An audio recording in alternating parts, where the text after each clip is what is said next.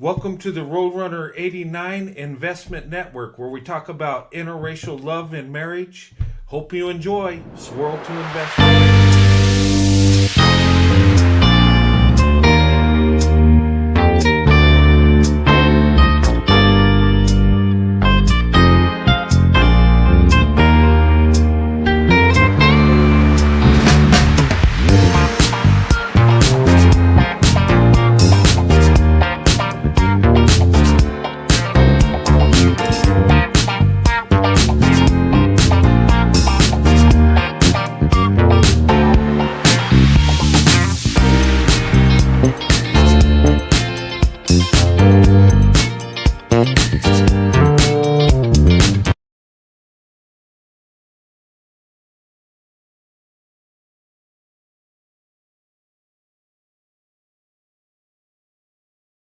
Girl, I like a little vanilla in my life, and I might one day be a white dude's wife. That's alright. Yeah, I got a type. Some people don't like it, but the swirl is the hype. When I see a cute guy, I always gotta think, is he down with the brown? If he is, we about to link. And I ain't talking about the TikTok boys looking for clout, cause we can see right through the facade. Gross me out. I wonder, will he ever like me back? Imagine liking white boys when you're black, especially when you're from the south. The guys that like me are yeehaws with tobacco in their mouth. My celebrity crush, my little cinnamon bun. Ooh, that boy's the one, and I'm still not done. I never met him, he never met me. If he ain't down with the brown, what he about to be? But I digress. Y'all never mind the rest. I just like what I like, speaking from the chest. But hit me up if you're looking for a black girl, cause you know that this girl is down with the swirl. Girl, I like a little vanilla in my life, and I might one day be a white dude's wife. That's alright. Yeah, I got a type. Some people don't like it, but the swirl is the hype. All right. Hello, everybody, and welcome to the Roadrunner 89 Swirl to Investment Network. How's everybody doing tonight? Hey everybody, how you guys doing this evening? Yeah, I thought I'd bring Sandy on for tonight, and we'll talk about interracial couples, the power couples, and we're going to talk about, we're going to show you some videos of two interracial couples, and they're really nice videos. Mm-hmm. And actually, we're going to show you three videos, but two are two couples. One couple is a black woman and white man, and the other couple is a black woman and Asian man. Mm-hmm. Okay. And then we'll show a video about interracial marriage, interracial relationships. And I wanted to talk about this with everything in YouTube. I wanted to keep it positive tonight, and focus on what's the important things. Love, marriage, and how we're the power couple. How black women and white men are doing amazing things. Mm-hmm. Okay, this is my wife Sandy. We've been married over 29 years. Okay, and our marriage has worked, and but we're not alone. We're not the only ones successful. Right. Thank God. Really, seriously. The more pass it on. Yeah. So, we're middle-aged. We're getting close to our 60s. So don't. Okay, well, I am. She's not. But anyway. Haven't hit that close yet. Yeah. But anyway, we're Gen X. Okay. And I like to promote it with all age groups, all generations, okay? The young and old, and we've had our time. We're still having our time, okay? Mm-hmm. But as we get older, it's like we're passing the torch. Yep. Okay, and we're showing other people that you can love somebody that don't look like you. That's a different ethnicity, okay? So but we're going to show you a couple videos, and you probably have known these people. Let me show the first one here. Okay. Let me clear this out. Okay. But anyway, you guys saw the copyright disclaimer. Okay, so if you didn't, you can rewind to the beginning. Okay, fair use. But I want to highlight these couples. they're beautiful couples, and they're in love, and they found each other. Okay. But anyway, let me go ahead and put this. Now, I am going to stop and talk about it just for copyright purposes. And, we don't want to just use other people's material. We want to use it the right way. Okay. Anyway, let me go ahead and add it. Realize how bad it was until we got married. 50 years ago today, Okay, I put the wrong one, but we'll go with this one first. the U.S. Supreme Court ruled in favor of Richard and Mildred Loving, granting them, and anyone, the right to marry a spouse of a different race. It was a historic moment for civil rights in America, but also a very personal one. We asked couples to mark the anniversary by explaining what the Loving decision means to them and their families. Okay, I'll stop it right there. Oh, whoa. Okay. Gosh, I don't want to cut you out here, Sure, Sandy. why not? Okay, sorry. But everybody knows about Loving versus Virginia, right? This landmark case made it possible for interracial marriage in every state.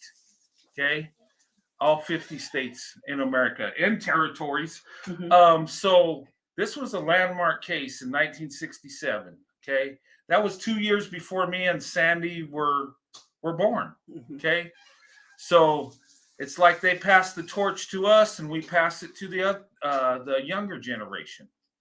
Okay, but let me go ahead and continue here. Gosh, I don't know why it's doing that. These were simple country people who were not activists. Okay, you know who this is? Former Secretary of Defense William Cohen under the Clinton administration. Okay, he's a Republican. He has a black wife, and they're going to share their story.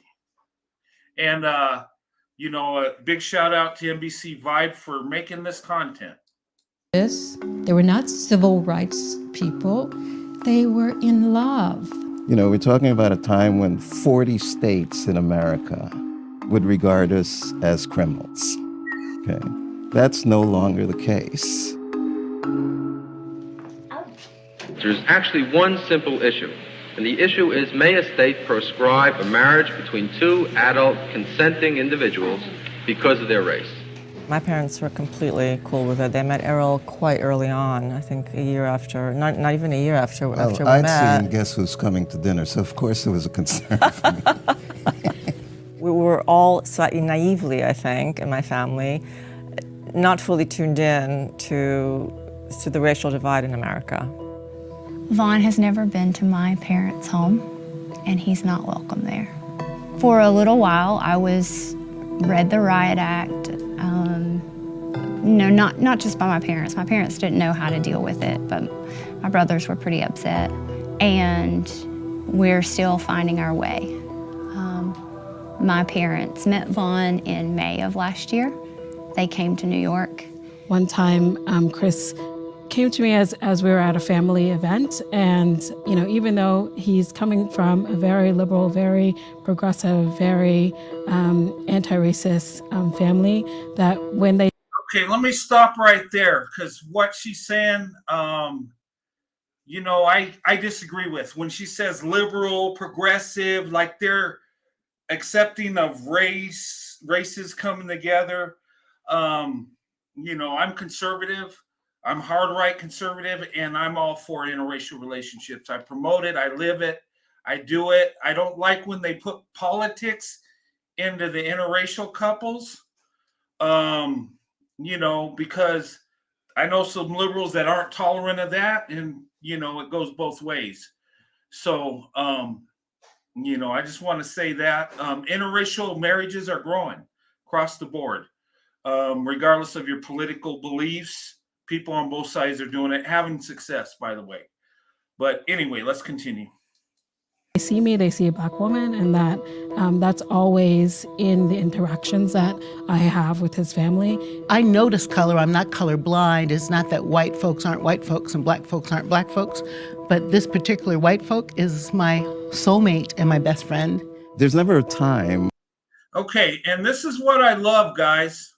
Okay, sorry I'm cutting you out there. I don't want to do that.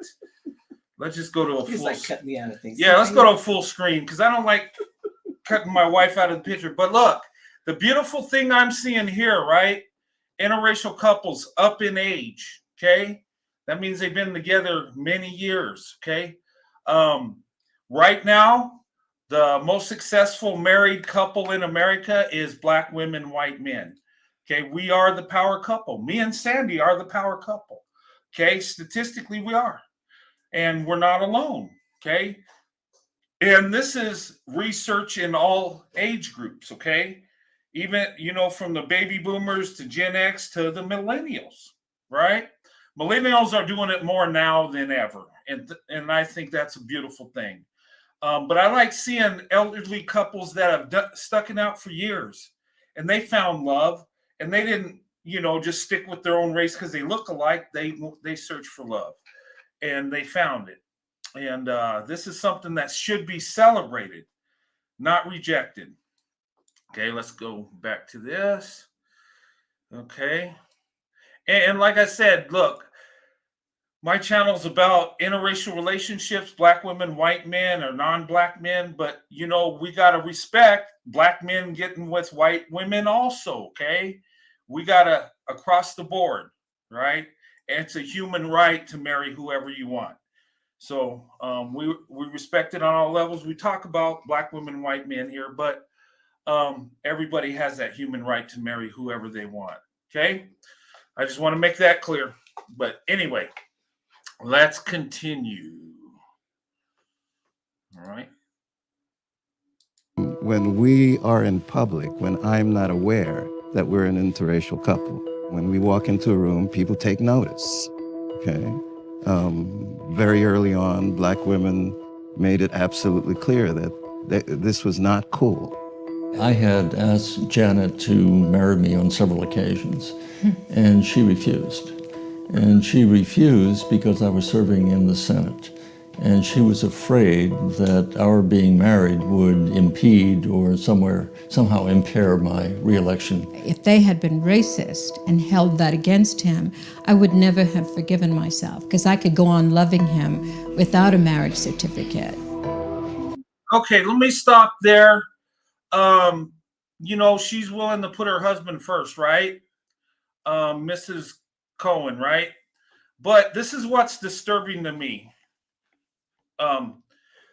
She shouldn't have to do that. Okay, if he's serving in the Senate, that shouldn't be an issue whether he gets reelected.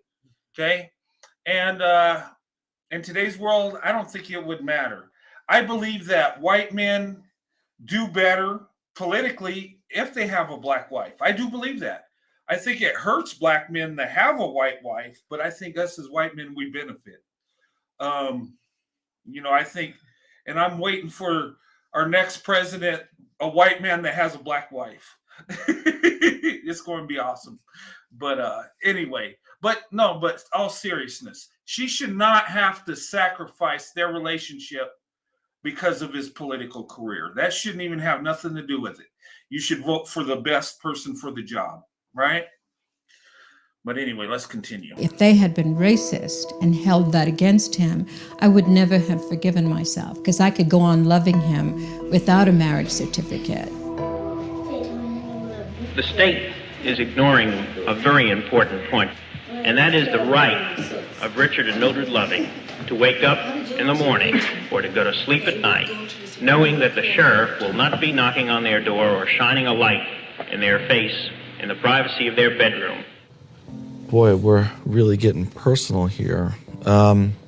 Folks in her family praying that we don't get pregnant. And that's happening. That was told to Gail. And I can't fathom that. I wonder, what is their racial group? He looks like he's biracial and she looks white. Regardless, you shouldn't have to have your family tell you not to do what you want to do. I mean, anyway, Sometimes people have trouble with their families. Me and Sandy, we didn't have that problem. I had a couple grandmothers and we had a couple family members didn't like it, but our immediate family was all for it. Great. I think any preconceptions that you're going to have, that interracial marriages for some eugenic reason don't work, just are shattered as soon as you see a healthy child. You can't look at those boys playing. They're healthy, they're loud, they're skin knees, they're perfect. For me, my concern was that they would be prey to certain social definitions of who they're supposed to be. I wanted their cultural horizons and their formation of their own identities to be as open as possible. My daughter referred to herself as orange when she was little. That was her term. So we did that. Yeah. She once drew a picture of herself that was literally half white and half black. That's a little spooky. No one can articulate it better than Richard Loving when he said to me, "Mr. Cohen, tell the court I love my wife, and it is just unfair that I can't live with her in Virginia." I'm the same age as Emmett Till, so I was 14 when I realized what white people could do to black people in this country and get away with it. So when this white boy at Butler University asked me to date him, I said, no, I don't date white boys. However, if I had continued with that attitude, I would have missed Bill. Being married to... Yeah, let me stop it right there. That's a good point. What she was saying, if because of racial things that have happened, if she carried the attitude like all white people are this way, she would have missed out on her husband, Bill. Take a look at that, get to know each other. And I always say black women, white men, give each other a chance, okay? Just because we look different don't mean we're really different. Me and my wife, we pretty much share the same culture. We're both from New Mexico, grew up here. We're both the same religion. We both raised Baptist, right? Mm-hmm. The white Baptist church and the black Baptist church, a little different, but the same faith. Right. But in our churches, both had black and white people. Right. They weren't totally segregated to one group. Right. Okay. Everybody pretty much mixed. Yes. Knew each other for years, And maybe where we live, we can't really decipher the black and white church because we're pretty much all together. Maybe in certain areas where we've been to churches that were mostly white and some that were mostly black, and there is a cultural difference. I know black people, they get in the singing more in their service. Well, they sing better anyway, but no, but I mean, it's a good thing. The so-called white churches, it's a little different. Yep. Yeah, but we still are Christians, believe in God, and we share the same faith. Mm-hmm. Okay, but anyway, let's go ahead and finish this video out. And I got two more. This was supposed to be the last one, but that's okay. We'll show this as the first one. That's okay. Yeah. John keeps me accountable. Like I can never do they. I can't do they. They are. They, because I'm waking up to this guy, my husband. Intermarriage is intensifying throughout the country. So that demographic fact gives us a certain kind of legitimacy. Not only us, but our children. So we actually feel that we've been pioneers. I think that marrying who you want to is a right that no man should have anything to do with. It's a God-given right, I think. It's a God-given right. It is a God-given right, yes. I want to thank HBO Now for putting that together. It's a nice video. And look, that's our human right to be with, if we love each other, that's our right to do so. but we find a lot of in common with our marriage, our relationship, even compared to celebrities, um, wealthy people, middle class people, and lower, middle class in the poor. When you find someone that loves you, that you love, it's a blessing from God. It's something that's beautiful. And, you know, I knew when I married my wife, Sandy, I knew I made the best decision of my life.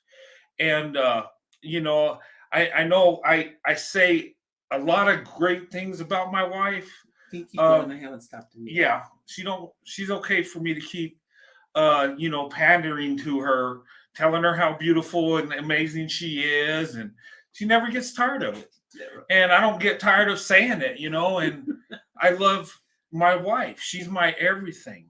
Okay. And I have love for Black women too. Because I see character in Black women. I've seen, amazing things happen. And we're finding out in studies that men of different races are doing better in marriages with Black women. Okay. Not just white men, but Asian and Hispanic. It's a beautiful thing. Look, if you can find someone that you love that loves you and they're different, hey, go for it. Do not be ashamed. Do not live by past cultural standard or whatever, or societal standard. Embrace each other, love each other. Anyway, let me go ahead and put this next video up. Okay, I'll take that one down. All right. This couple here. And this couple here is an interracial couple. And they're also Olympic athletes, right? But anyway, go ahead and don't feel right. You made me put away my pride. Just let that sink in for a second, okay? This is a monumental time in our lives. Anyways, February 16th, we were in Simplot Games in Idaho. I came from California. I came from Utah. We both drove. I flew this time. Oh, yes, you flew. You're right. But then I had to land in somewhere in Utah and then had to drive, I think. I don't remember. in Boise. Probably. Anyways, doesn't matter. So we both get to the track meet in Idaho. It's called the Simplot Games. It's amazing. It is amazing. And the crazy thing was, I wasn't going to go to this meet. Like, we had a dance that weekend at school, and I really am not an indoor track person. So I was like, you know what? I don't really need to be there. And then my buddies convinced me to go. So I ended up, going. Okay, let me stop right here. There's something I got to address before we continue. Yes, there was a copyright disclaimer. I know there are people out there flagging people because they don't like their channel because they got some problems. Okay, I did do a copyright disclaimer. Yes. Okay. This silliness. Okay. And I know there's people trying to flag me for, showing an interracial couple that's happy. But yeah, I got you. Yeah, we did do that. And in fact, I'll show it again. It's not a problem. But thanks for the warning. Thanks for looking out, guys. I appreciate that. It's sad we got to come to this. Let me go ahead and do it again. Okay, here's the copyright disclaimer, okay? Fair use, fair use. Okay? Copyright disclaimer under Copyright Act of 1976, allowances made use for the purpose such as criticism, comment, news reporting, teaching, scholarship, research. Fair use is permitted by copyright statute that might otherwise be infringing on nonprofit or education, and personal use tips the balance. Okay, we're using this for education, learning purposes. We're doing this so we can learn, we can have commentary. Okay, this is for opinion. This is to show love. Okay, and if anybody's got a problem with that, well, they got a problem with God. Seriously. But anyway, I don't want to go into this, but let me show. I saw him warming up for the 400. I was warming up for hurdles, and I just like saw him and I was like, ooh, who's that? At the time, I didn't know he didn't have legs. My legs! I was wearing pants. Yeah, he's wearing some sweats. He was doing some of these. You doing that? Yeah, that's good. I kind of just like stared at him for a little bit and I was like, okay, well, this is awkward. Before this, she was taking a picture and my best friend. Let me stop real quick. This couple here is Tara and Hunter, okay? They are athletes. And if go over and watch their channel, they got a lot of beautiful videos. This was 5 years ago when they met. They're married now. And they both competed in the Olympics. He has no legs, okay? I don't know if you picked that up yet or if they said it yet, but he has no legs. Yes. He was born with a birth defect that messed up his legs. So pretty much the doctor said that it was best for him to go ahead and have them amputated.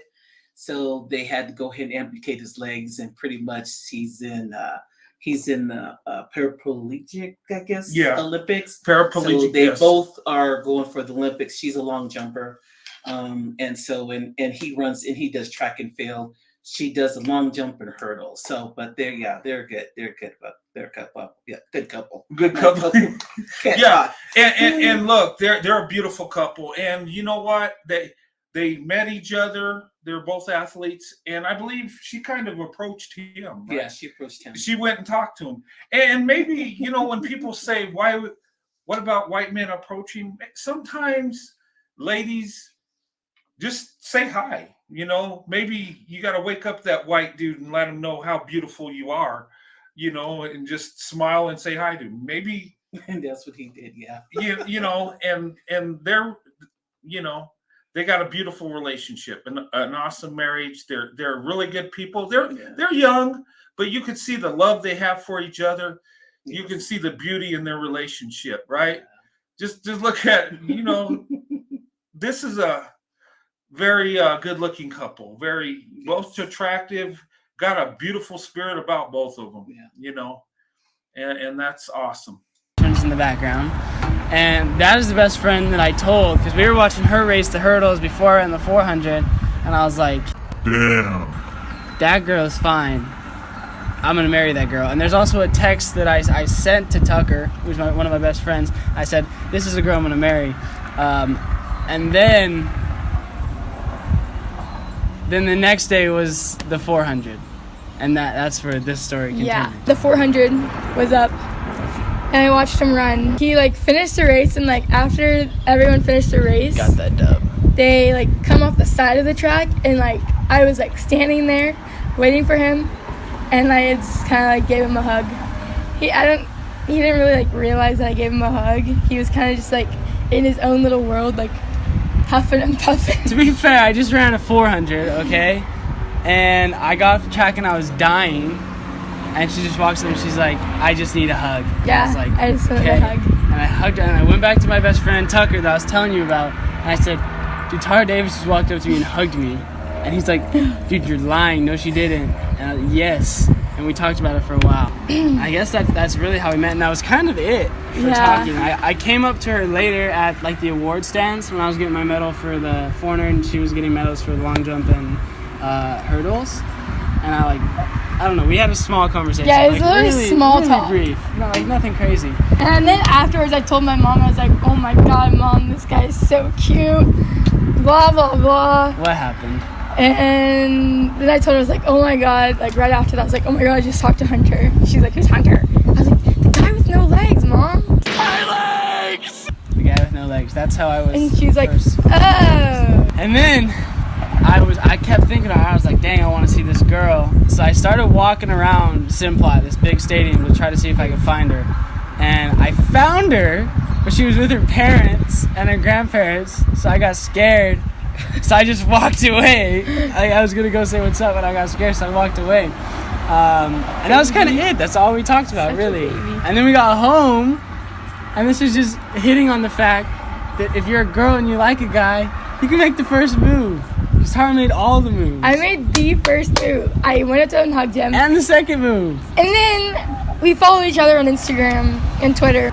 So the first time I DM'd you, I think is that one night where like you were up. Yeah. Okay, she made the first move. Okay. And look, when she says that, I don't think she threw herself at him. It was like out of kindness. Okay. And there's nothing wrong with that. I never tell women throw yourselves at a man. Don't do that. Mm-hmm. But it's okay to say hi and smile and let them know you're there. Mm-hmm. You know, and that's okay. Maybe sometimes in interracial couples, sometimes Black women, you gotta let the guy know you're interested, especially with white men. We don't think you like us anyway. I mean, you know, that's a lot of us, seriously. So, you know, a little smile and yeah, she said she made the first and second move, so yeah, she wanted to make sure it was known. So it was, yeah. So that was cute. I thought that was neat because she's like, yeah. I saw him. I thought it was cute, so I went up there and said hi, and you know, she was kind of keeping her eye on him ever since. So it's it was, you know, it was cute. I like that, and she has and I like her because I've been watching him for a while, and I like her spirit because she has like a bubbly personality. She's nice. She's smiling. You know, she does have her bad days, and they'll show on their YouTube when they do the YouTube and stuff. But she's always just upbeat, you know, and just happy. And I think they just clicked. I mean, they go together. They felt like a go together, but they're a cute couple. They are, and you know, and white guys are non-Black men. Approach Black women. Sometimes hello goes a long ways, you know. But anyway, let's go ahead and continue. Yeah.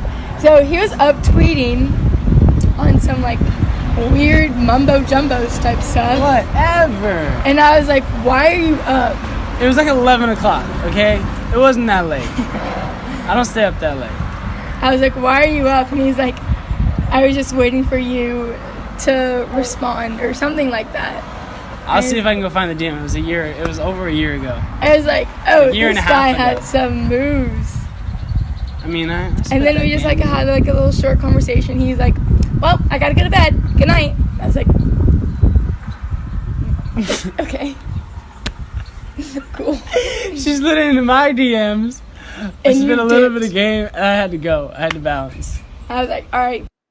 I think that's awesome. You just see how they're just having fun with it. She's just, their personality, just smiling and just, they're having a good time, you know, and, you know, you could see their relationship is a happy one, right?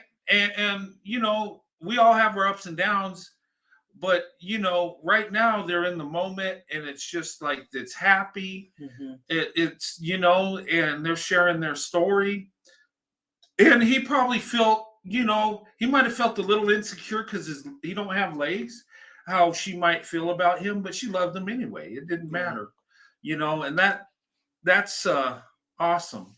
I love seeing couples like this that are happy, that have that spirit about them, that joy that's there.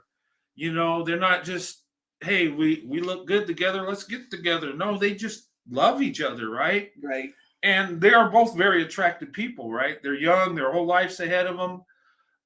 They're athletes that compete, you know, but they're happy. I love seeing that happiness. That is so awesome. Yeah, I think she's trying to make it to the Olympics this next year. That's coming. Oh, okay. 2004. So they're doing the Olympics. I think to see if they make it to the team. So now they're doing their trials and stuff to make it to the team. So hopefully we should hear who's going to be on the list of going for USA. So hopefully we'll hear from soon. Yeah. Who got in. Yeah, so. and I watched a little bit, but my wife follows them a little bit more than I do. But she showed me this video and I was like, man, that's beautiful. That's awesome. Yeah. You know, and someone said, you know, can we show Or older couples? Yes. Definitely. Yeah, I'm going to do that. I don't want, I'm not just going to show, real young people. I want to get all age groups. This generation, these are millennials. They're way younger than me and my wife. Okay. And I want to see couples like us, Gen X couples, that's, those of us in our middle age, and that's, you can swirl to investment at any age. Okay. You love each other, you can do it. And I'm going to show more older couples too. I'm going to try to get some interracial couples I want to interview. But we'll see how much success we're working on that. We're working on that too. So I know. To get some. I know. Yeah. Some people were asking me about that. Some people were asking about a dating channel. I really don't have the resources or the means to do that. Maybe in the future if I blew up huge, but there's a lot of legality. There's a lot of stuff that comes with that because you never know who you're going to meet. They have dating sites for people that want to date interracially. They got and I've heard people say good and bad things about dating sites. I'm not professional enough to offer that service. I wish I could, but we're trying to get some information on that to see what's a good sites and stuff for people that are comfortable. So we're getting some, and then I think we're trying to get somebody to come on and speak about the so we're trying to set that up. It's just emails back and forth talking, and so it's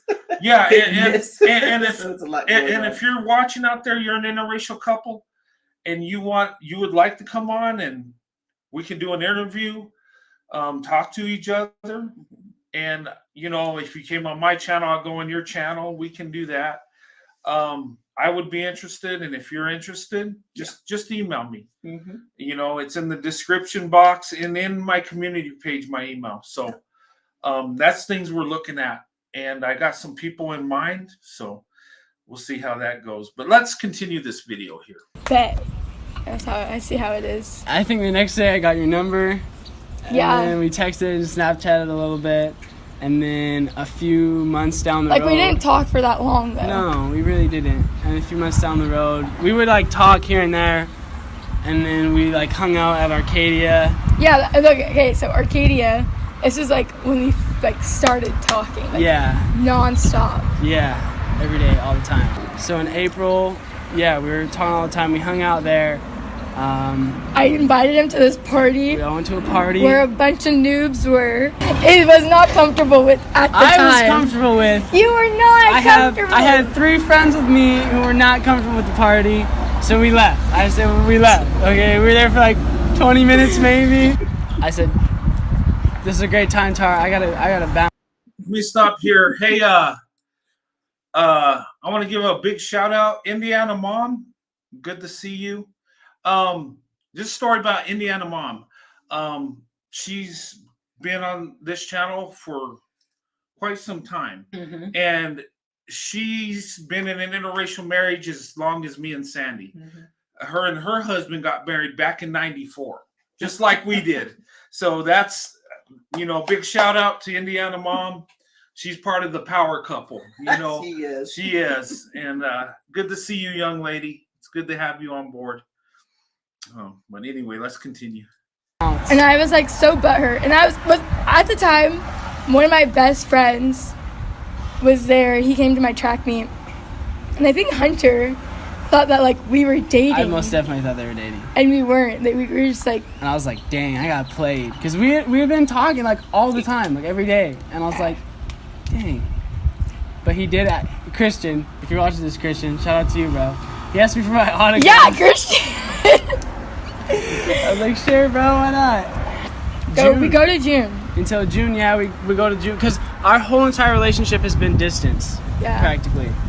So in June is when I was back in California, San Diego, training at the Olympic Training Center.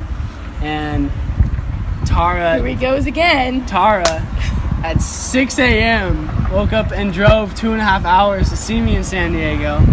we hung out. We had a great time. That's when we had our first kiss. Yeah, first kiss, first dates, all that kind of stuff. In Coronado, we went to Coronado.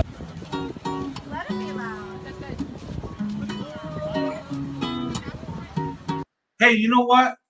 Maybe we'll go to Coronado. We need to go out to LA. We're planning a trip out to LA. When? Here soon. LA? Yeah. Okay. Yeah, I love LA. Come on. We'll see.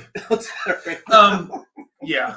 But we're going to San Francisco sometime soon.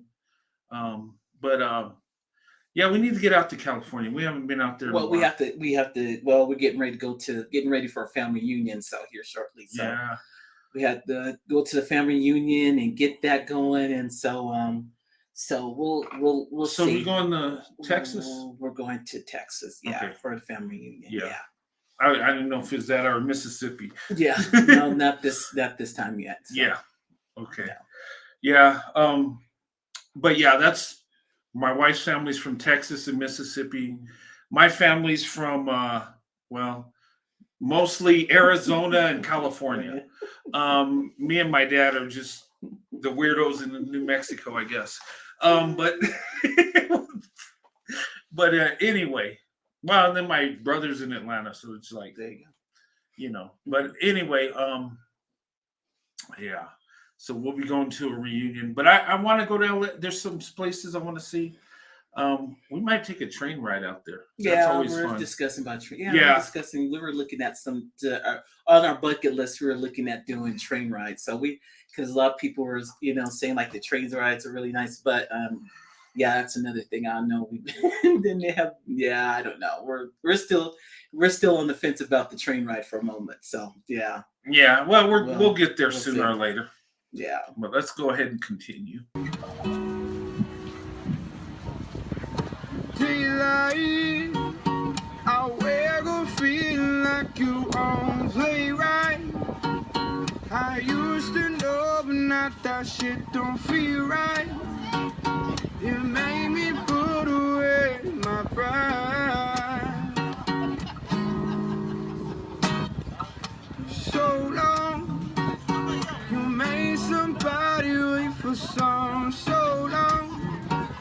You made it horrible like that to go wrong. I'm wishing I could make this mine. If you want it, you can have it. If you need it, we can make it. If you want it, you can have it. But stay woke. Creepers creeping, creeping, creeping. They're gonna find you. Don't catch you sleeping. Ooh, now stay woke. Creepers creeping. Don't you close your eyes. Oh my god, no. It was a It was blast. really fun. It was absolutely amazing. All right, good video. Okay, very awesome couple. Okay, you can see the love that they have for each other. I just like how her energy. She's smiling, just in a good mood. He is too, but she has a real bright smile. But I love seeing that. I love seeing people that have love for each other, that are doing amazing things. And like I said, I love the energy of it. It was a nice video. And you could tell they love each other. And anyway, I got this next video and I'll play it. We'll break it down a little bit and then I'll open up the channel if you want to come up for a little bit. We're not going to stay on too long, but I will open that up. But this next couple is a Black woman, Asian man. Okay, so let's go ahead and put this up. Introduced me to that can speak English and are open to get. Okay, I think I got it a little too far ahead. Let's go ahead and play this. And you told me before that also influenced your decision. Obviously, I was weirded out that I was hanging out with my older friend's brother. That is racist. That is very racist. Literally the next day he said he was in love with me. Hi friends, it is Hunter and Juno. Welcome back to our channel. Today we are coming with a very important video. To us. It's important to us. Recently, Juno and I posted about our upcoming Q&A, and one of the most popular questions was people asking how we met. So before filming the Q&A, we wanted to film this separate video. Juno and I met through his sister. I do some cosmetic modeling and different things like that for his sister's beauty company. And I got dinner with her one evening and we were talking about life and things that we both have going on. And she asked about, am I making friends? Am I getting along well in Korea? How am I feeling? Of course, I told her that I was single and I was looking to date, but that, you know, everything else for me was going well. And she said that she had a brother around my age. And at the moment, she didn't mention her brother as an option. She said that he might have friends that he could introduce me to that can speak English and are open to getting to know foreigners in Korea. So she promised to get back to me. Okay, let me stop right there. You notice she was talking about her brother, and not as an option to her, but her brother had friends, right? And I don't know if I don't think it was a mean thing. I just think we get used to things being a certain way. And because he's Asian, she's black. I think we don't see it a lot, but it is climbing. There's more Asian men dating black women. That's on the rise. Okay. I think Asian men are a good pick for black women from what I see. They're usually hardworking. They're disciplined. You know, but it's kind of weird that she said that she talked about her brother, not as an option, but he had friends. But she ended up with her brother. Okay. So you never know what the option is. Okay. That's true. Just saying, she, you know, fell in love with her brother. Okay. Later on in the week, and we went our separate ways, and that was that dinner. Well, so my sister asked me if I had any friends around me who could speak English fluently and who is interested in meeting foreigners. Honestly, there wasn't anyone who could speak English fluent enough, so I just decided to go out. Like, I didn't really have the intention of making a girlfriend at that moment. I was just thinking about making a friend because I really like hanging out with foreign friends. That's how it started. Like, how much did she tell you about me before she just gave me my number? She didn't really tell me much about her. She told me about her name, where she's from, what kind of work she does, and how she got to know Hunter. I didn't really have a lot of information. How about you? How about me? Hey, you know what's funny is this guy's name is Hunter, right? The other story we did with the white guy and black woman, his name's Hunter. Yeah. So maybe, ladies, you need to find you a Hunter. Yeah. I just noticed that they're both Hunter. You know, that's funny. Right. So I guess, hey, if your name's Hunter, there you go. guys, if your name's Hunter, black women love you. Okay. There you go, right? Right? The pick of the day. Yeah, the pick of the day, Hunter. Ladies, when you think of interracial dating, think of Hunter. Hunter, the man, he can be white, Asian, Hispanic. No, I'm just, but it's it's a coincidence. But anyway. What about me? What did my sister tell me about? I tell you about me. Okay. When his sister mentioned to me, oh, you have a brother around your age, I became curious about her brother, not in any sort of dating or romantic way, but this was the first time she had opened up to me about her life. And she was saying how she still views her younger brother as like the baby of the family. And I was like, oh, I know, like no matter how old we get, we're still treated like babies. But funny, she said that they went to go see a shaman, and this shaman had done a prediction on Juno's life, and the shaman told Juno that he was going to marry a foreigner. His sister was telling me the story, not me thinking that it was going to be me, but just I thought that it was kind of funny and cute, and we kind of giggled about it. Now we might need to go visit that shaman and buy that person some coffee or something. They did well, but I think that speaks to how open you were. You were a lot more open, like you said, to make friends who were not Korean, but foreshadowing for the later part of the story, but even your openness and your ability to emotionally open up to me very early definitely brought my guards down. So I think that Shaman saw something in you that was very special. Wanted to make sure we included that. I first got. Yeah, let me say something too. Guys, listen. If you're interested in dating Black women, always observe, and Black women too, with white men, Asian, whatever you see couples like this talk, listen to what they say.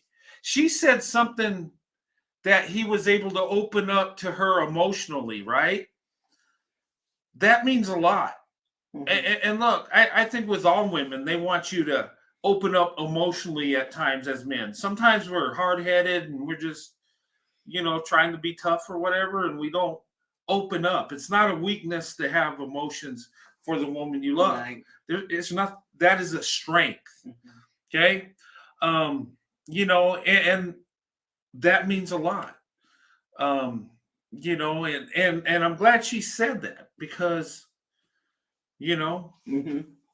and yeah, so just lets you know that that he was more open, and so she had her guard up, but now that she that he came forward and that she was more comfortable, so she kind of got a little bit more comfortable, and then they started to talk, and then they had they just called and had conversation and just start getting to know each other. So yeah, I mean, I get that, I understand that too as well. So but yeah, and too, when you show a little love and emotion, that builds trust too.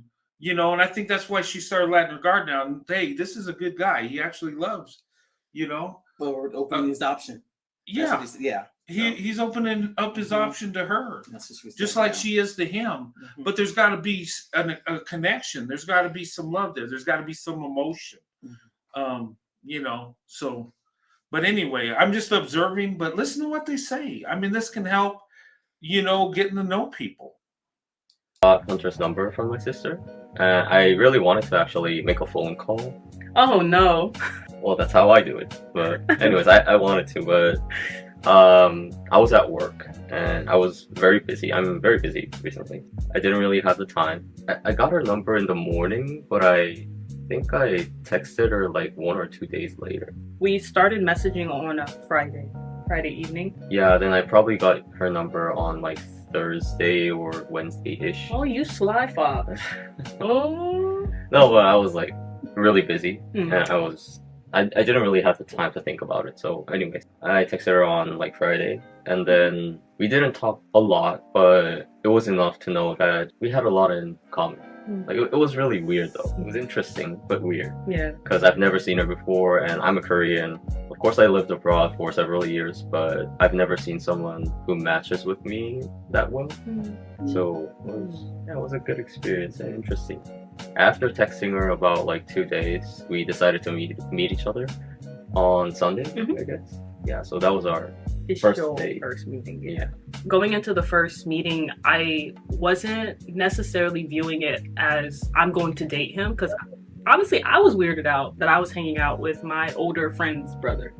Like, just everything about it felt a little awkward and strange for me.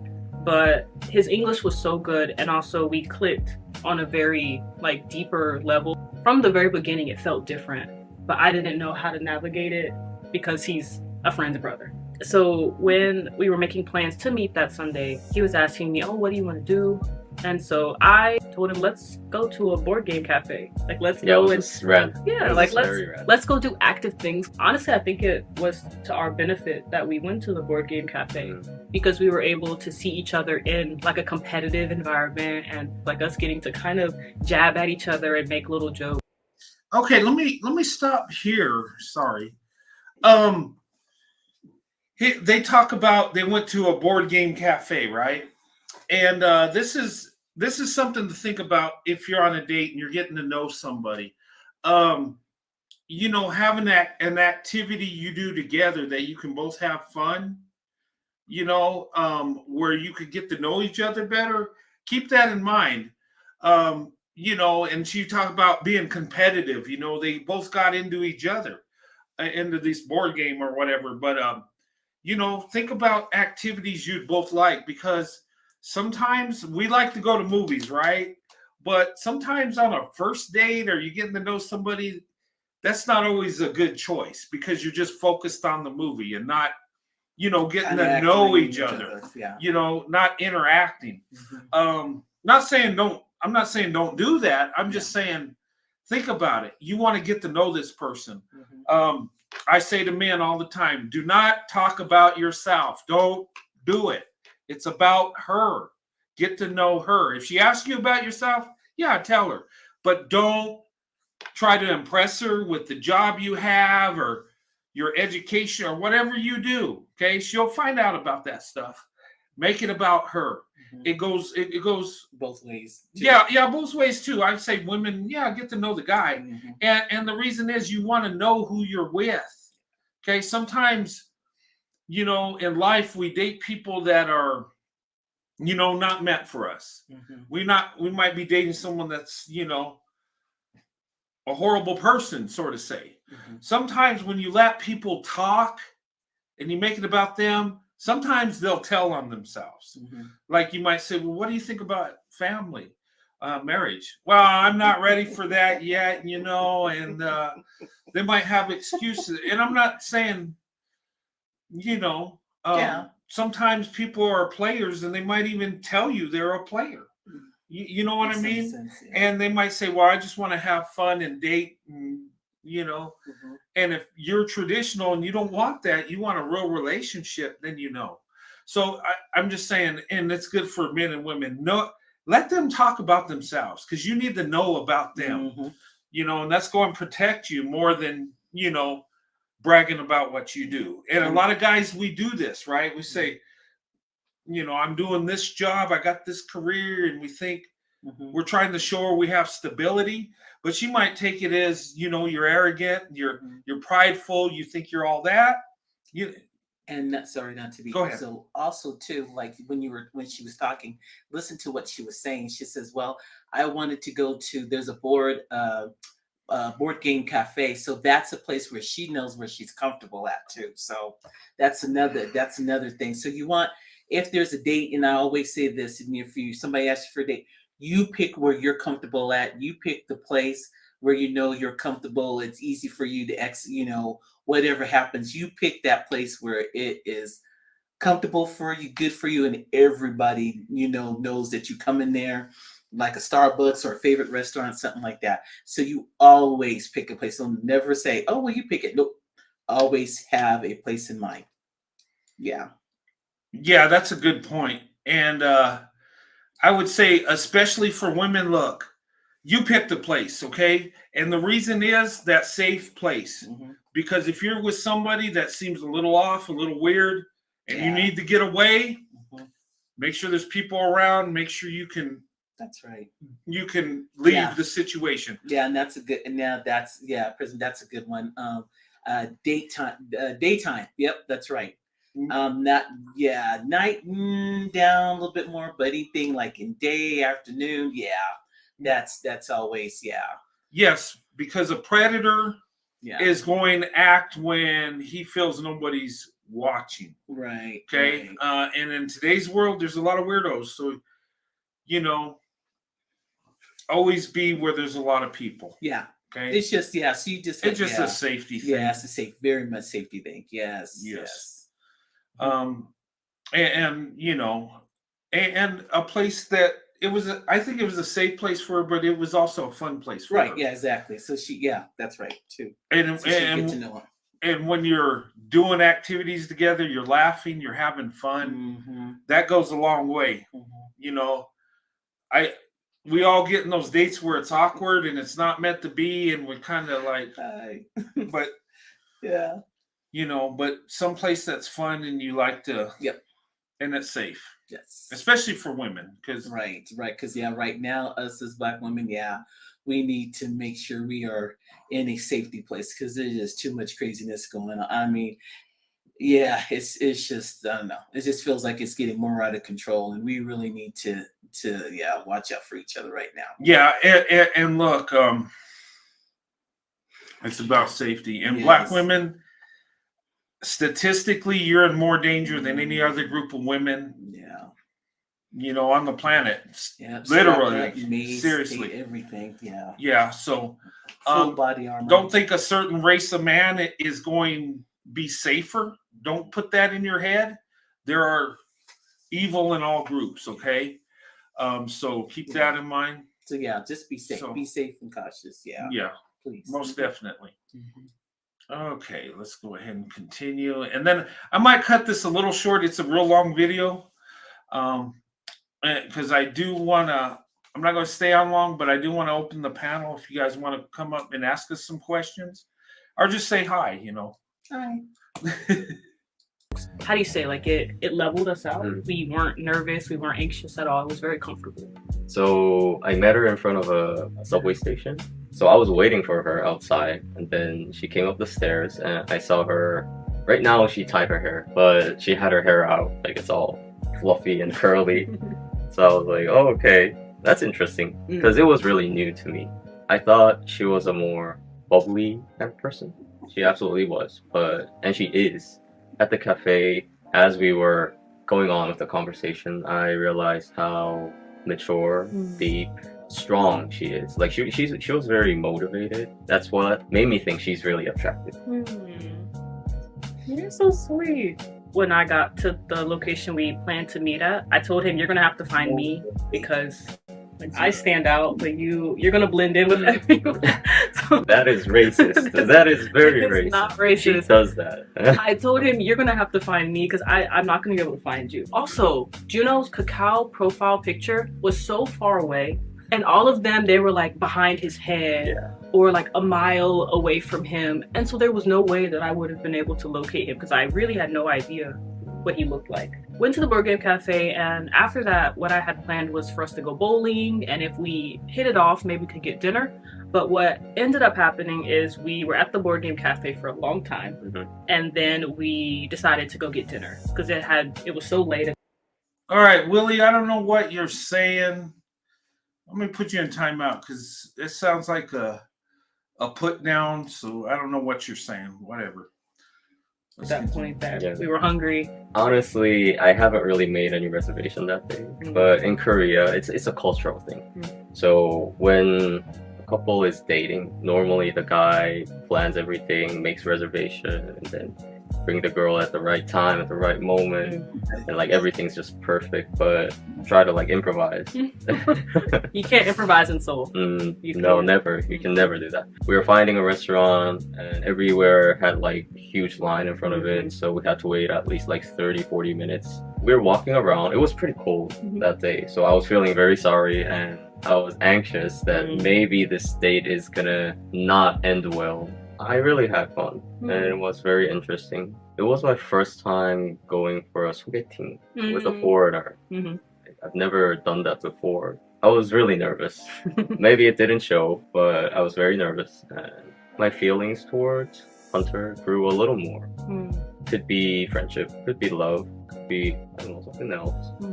I definitely felt something spark. Yeah, from that point, I think we knew that we wanted to be in each other's lives. We just didn't know to what extent. We actually, we have plans today to go out and get coffee and also go play some video games. So we actually just thought it would be a good idea for us to take y'all with us, and we'll continue this story at another location. So get out of here. Yeah. Let's get out of here. All right. Okay. That was a good story, right? But when you watch these interracial channels and you're interested in interracial dating, listen to what they have to say. We all have our experiences. We all have things that made our relationship work. And let me tell you, when me and my wife started dating, I've told people this story. And, when I approached my wife,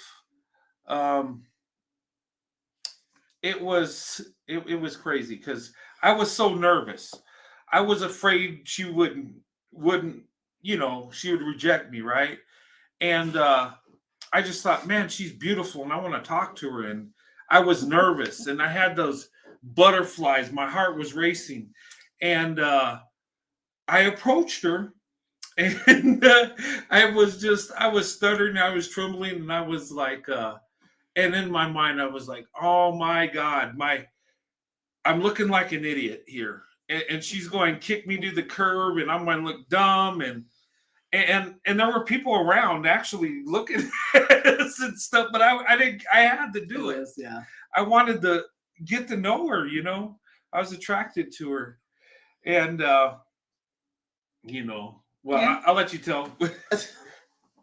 Yeah, he was nervous and stuttering and everything else, and like us. Well, you heard the story because we had friends that we knew each other, and so he gave mine. He gave me his number. I didn't give him mine's at the time, so I got his number. I told him I call him. Yeah. Pretty much. And the reason that being is because I was going to call him because my father had passed away at that time. So me and my family were dealing with some issues right now. And then with everything that was going on, I just didn't really want to go ahead and, just start anything right now because, my head wasn't right. And me and my mom were trying to figure out this family business. So, so pretty much after that, kind of like calmed down, we had family and stuff.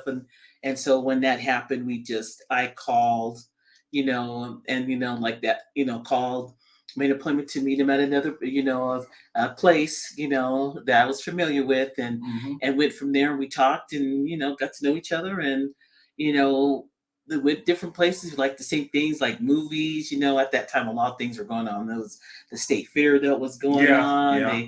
They were having festivals and stuff. So there was a lot of places to go to kind of intermingle with gatherings and, stuff like that. So so it worked out and that's what we did. And here we are, so, but yeah, I mean, it's been a blessing.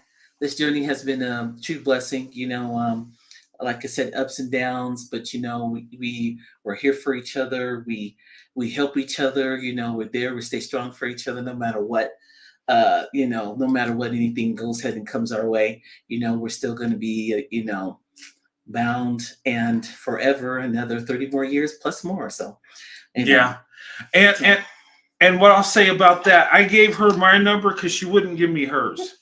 And I thought, oh my God, we had a good conversation as she, talked to me and I, got out of my nervousness a bit. I was in control. Yeah, she was. And the thing of it is I was like, the conversation was going well. I started feeling good. I said, in my head, I'm thinking, well, first thing I looked at her and I was thinking in my head, I love you. That was my thought, right? And it felt pretty good. And we had a good conversation. And then I asked her for her number. And she says, no, I can't give you my number. How about you give me your number? And anytime a woman tells you, no, give me your number, it's usually she's not interested. I've dealt with that in the past. I was like, oh my God, she's not interested. So I said, okay. I gave her my number and we went our separate ways that night. And, I went home and a couple days later, she called me and I was like, who's this? And I was like, oh, wow. I was excited because she called me back. And we went on our first date and it was a walk around my neighborhood, which ain't the best neighborhood. It was in the daytime. Okay, so we were good. Yeah, but anyway, she lived in a really great neighborhood. I lived in a not so good. Yeah. But anyway, we walked around the park. We went to this pizza place that was close by. Mm-hmm. We had a great time. It was fun. Yeah.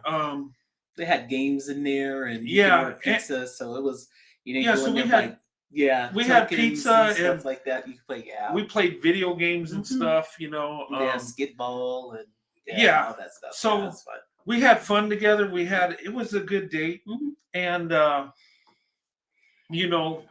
then after that, we had more dates. And, and then I got to know her mother and her brother. And her brother, he was, he used to mess with me. But anyway, it was all fun.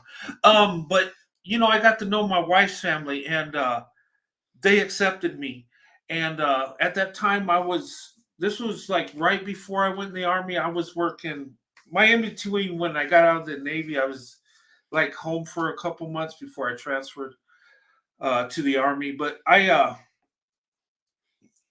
was working 3 jobs at the time. I was really busy, but I always had time for Sandy. And her mom's sectional couch, which was a big sectional, Was his bed. It was like my bed, yeah, because her mom would let me come over and visit. We watch movies, and I'd fall asleep on the couch, and go back home late at night, and it was like I just felt like I was at home with my wife. It felt like I belonged there, in a weird way, because her family was so loving to me, like me.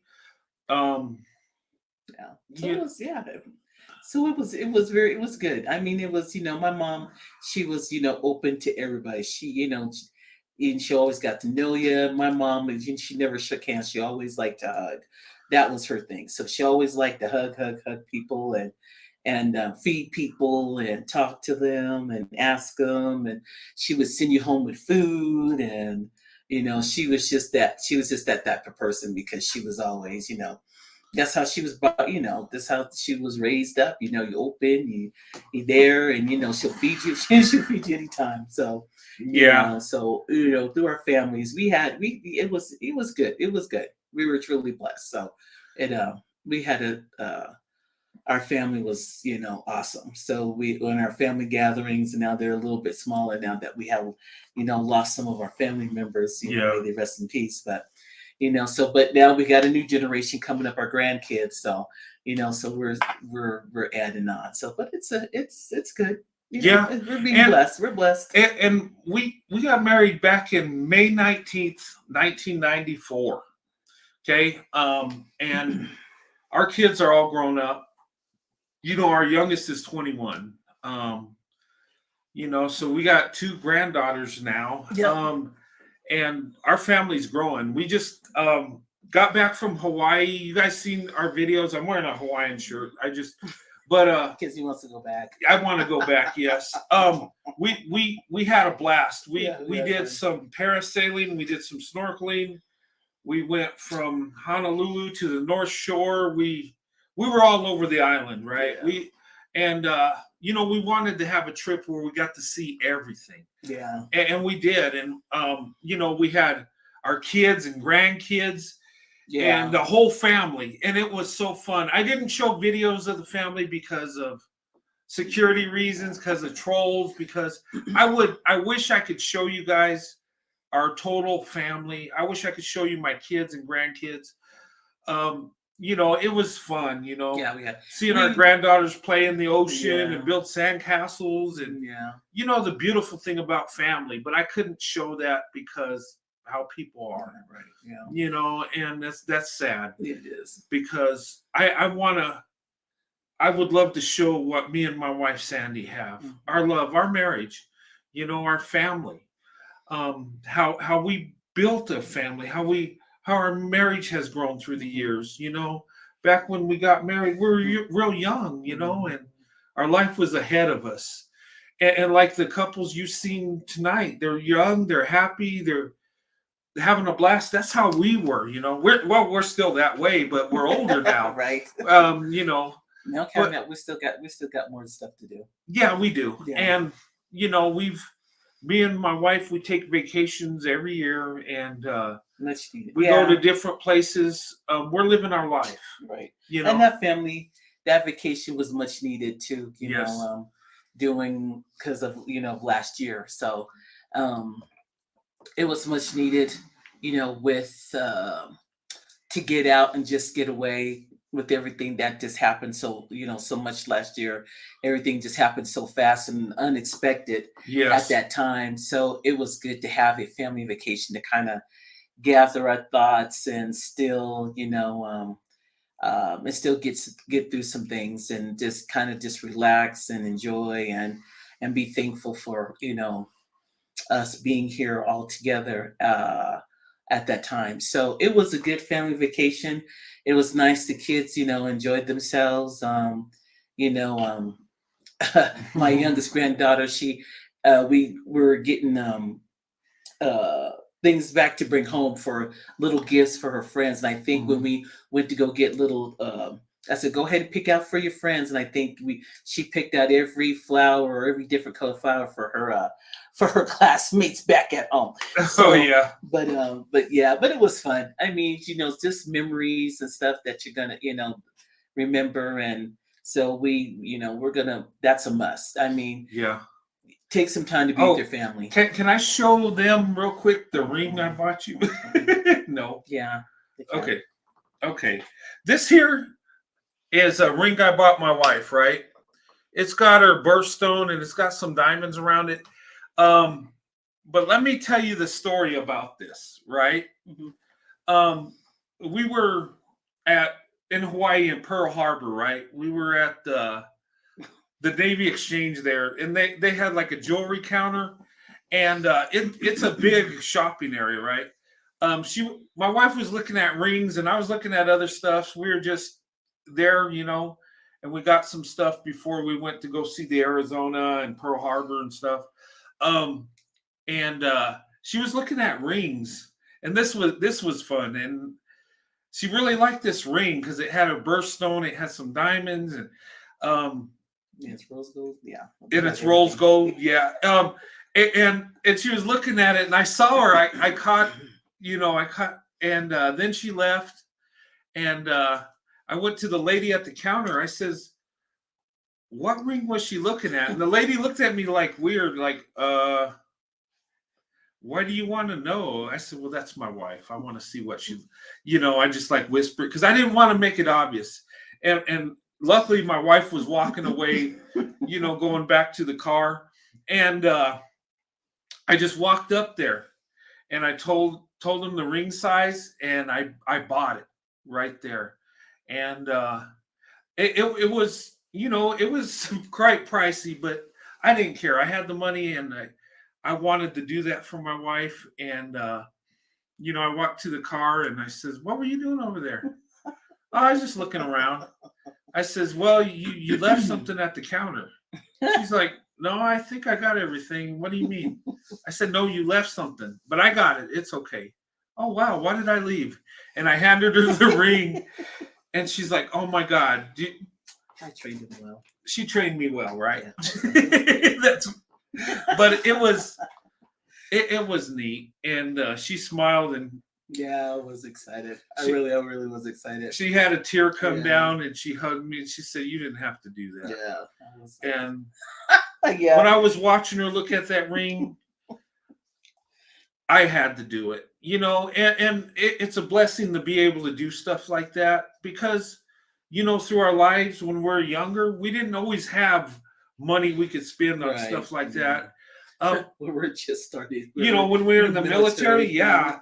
And when our kids were toddlers, my wife couldn't work when they're little, so it's just my income. So we had to learn how to manage money. I mean, we're always taken care of, yeah, but we had to be disciplined. Yeah. And we were happy if we had $5 left over. Oh yeah, but things were cheaper back then. Things were cheaper back then. I remember we would go to they were. The movies on base were like $1. The new release were $1.50. Yeah. Popcorn was $1. Yeah. Cokes were $1. I mean, they weren't trying to make money back then. They did it for the soldiers. Yeah. And I would have my purse and put my stuff, so I would bring stuff in there too. Yeah, our candy and stuff. Because if we could get into the movie, we had enough to get into the movie, get popcorn, and so we brought it. Yeah, so and back then we got paid once a month, right? Yeah. And I think I was making $1,300 a month. Yeah. This was back in 94 to 96, because we just got married, and then we went to Fort Sill, our first duty station, and but it's crazy how inflation has soared, because $1,300 is everything. That was including my BAH, my separate rations, all that stuff included. Had to pay bills. Yeah, our rent, apartment was what? Utilities. $250 a month. Yeah. You can't find that nowhere. One bedroom, one bathroom, $250. Yeah, but it was ours. It was, you know, and me and my wife, you know, through the years, you know, has we make more money and be more successful financially. Yeah, we're blessed. We're blessed, but every time we had an apartment or bought a house, you know, we started with that 1-bedroom apartment, and I remember we had just got married. It was like the greatest feeling ever. It was ours. Yeah. We were in love. We just got married. It was our home, you know, and it wasn't much. It's a 1-bedroom apartment. Right. And it was $250 a month, and they provided free cable. Yeah. And we were like happy with that. You know, we started out, we didn't have money. We had the bed. We had one bed, which was my wife's bed, which was a full-size bed from her bedroom. I put it in my truck and we went to my duty station. Yeah. I scraped up some money to buy a TV and a Sega Genesis. You know where my priorities were, right? But we were young. And we went to Kmart. Back when they had Kmart, we bought bean bags. Yeah, we bought bean bags. We had a blue one and a pink one. You know, my wife had the pink one, I had the blue one.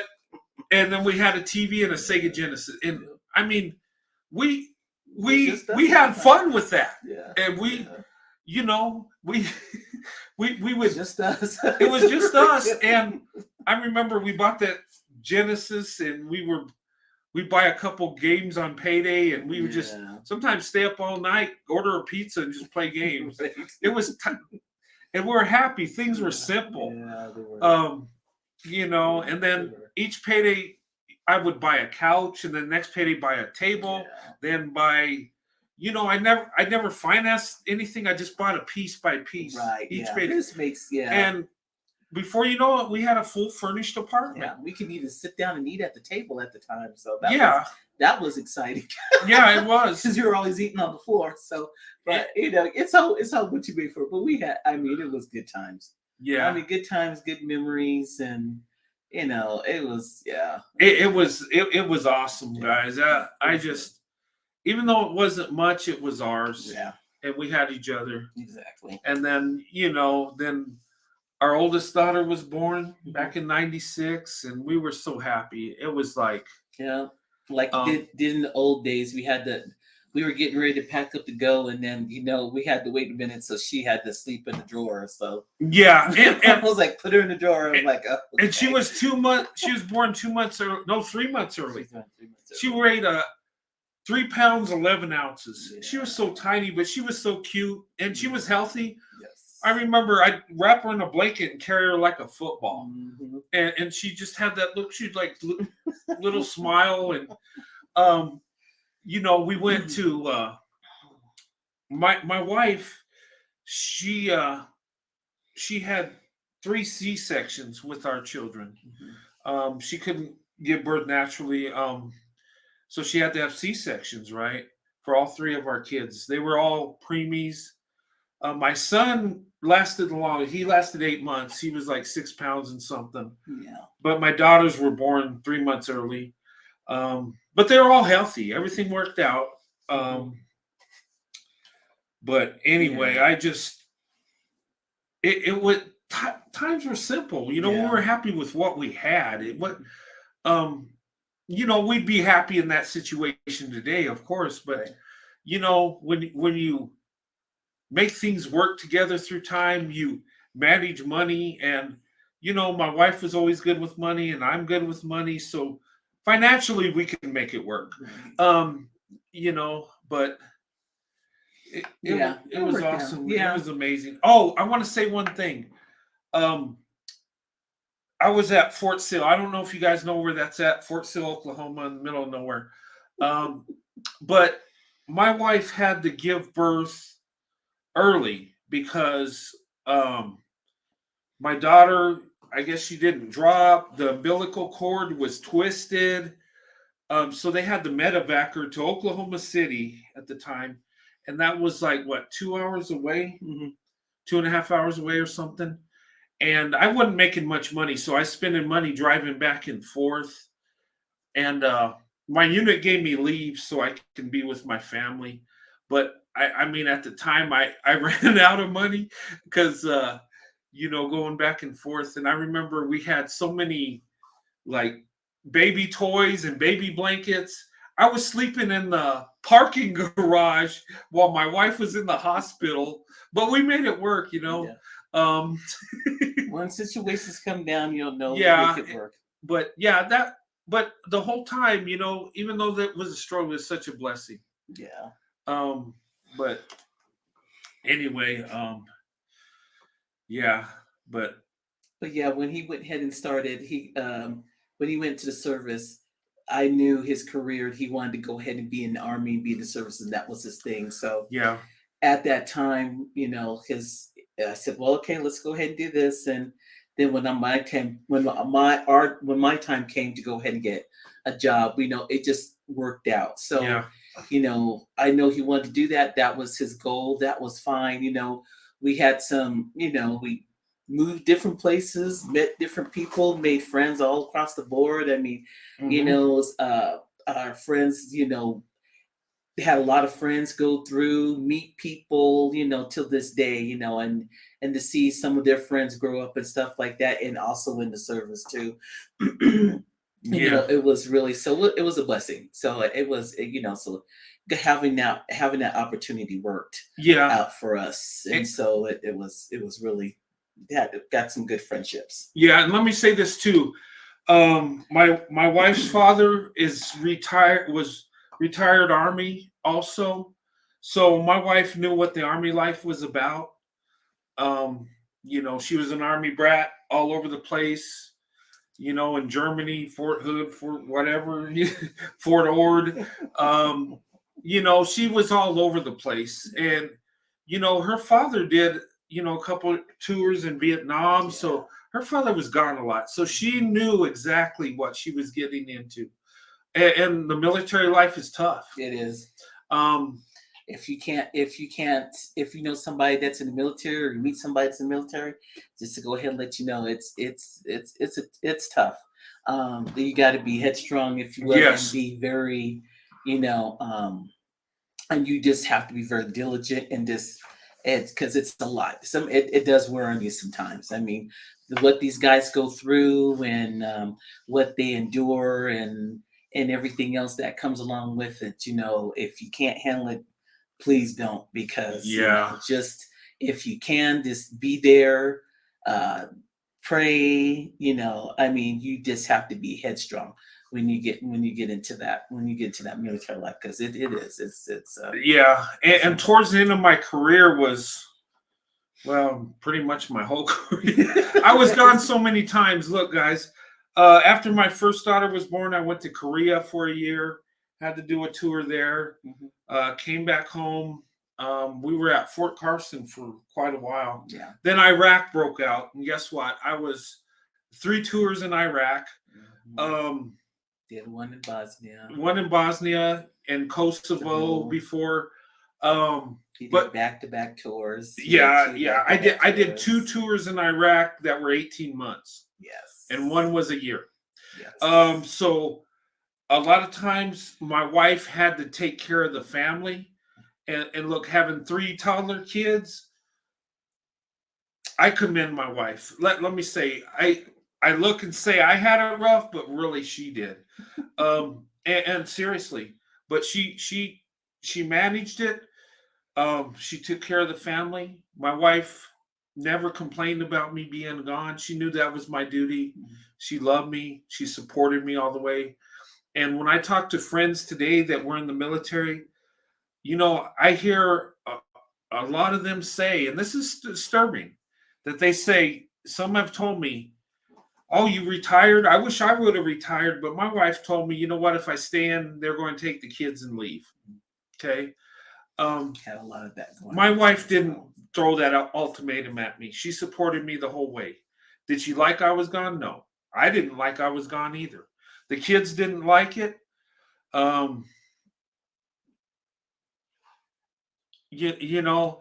But we got through it, and I thank my wife, and my wife kept me alive, literally.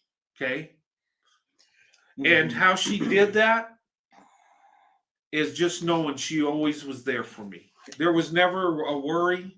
I knew she'd be home when I got home. I know she loved me with all my heart, and she was taking care of the family.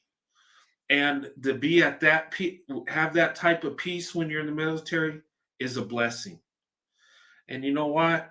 People that some of these women that told their husbands, "You get out or I'm leaving," and forced them to get out. If my wife told me that, I would have got out too. My wife's more important than my career, but we have a career now. I have a retirement. I have a pension. You know, plus my job, and you know what? Because my wife made that sacrifice, we do better financially than our peers. We do, and sometimes people are jealous of my wife because of our situation, and because we're financially, you know, secure. Right. And the thing of it is because I was able to go the distance, get my retirement, get my pension, and I have more wealth, therefore I could give my wife more wealth, you know, and I'm able to, when she looks at a ring, surprise her and just buy it. You know, I don't do that every day. You can't, but there's times I can do that for her. And, you know, it's because she blessed me. She stood behind me, and I can bless her. You know, that. Yeah, and I learned from my mother. My mother, like you said, my father was in the military, so growing up, knowing what's going on, and learning from my mom, because my mom was a strong one with me and my brother. It was a lot, to, and especially my father being in Vietnam, and she had, not like it is now, but the letters were few and far between. Sometimes she would get a letter, sometimes it'll take forever. I mean, she'll get a letter, sometimes it'll take 2 months before she get one, or she'll get one letter, then she'll get no letter, then she'll get 3 letters. So it was, it was a lot at that point. So I kind of, when he was going through, at least they set something up where we can have some interaction, which, but back then it was rough. But my mom she was a God-fearing woman. She was a praying woman. So she, we got through a lot. So and and when Iraq broke out, Iraqi freedom, I was there when it kicked off. Yes. And I didn't get to call my wife for like, is it 6 or 7 months before I could call? Yeah. And we'd write letters, but we were on the move. We were going into Kuwait, from Kuwait into Iraq, and things were hectic at the time, and the uncertainty of what was going on, and that was my first tour, and I don't know if you guys know anything about Al Assad Air Base in Iraq. We were the first. Well, actually, the Australians rolled in, and we were the first unit to occupy that area. And later on, we turned it over to the Marines, and they came in and rebuilt the airfield that we carpet bombed. And that was the first place I was at. And I was in Ramadi twice. That was a crazy place. Oh my God, it was dangerous there. I was in Ramadi, and then the third time, Camp Spiker. Yeah. So he was. I spent some time at Cop North up by.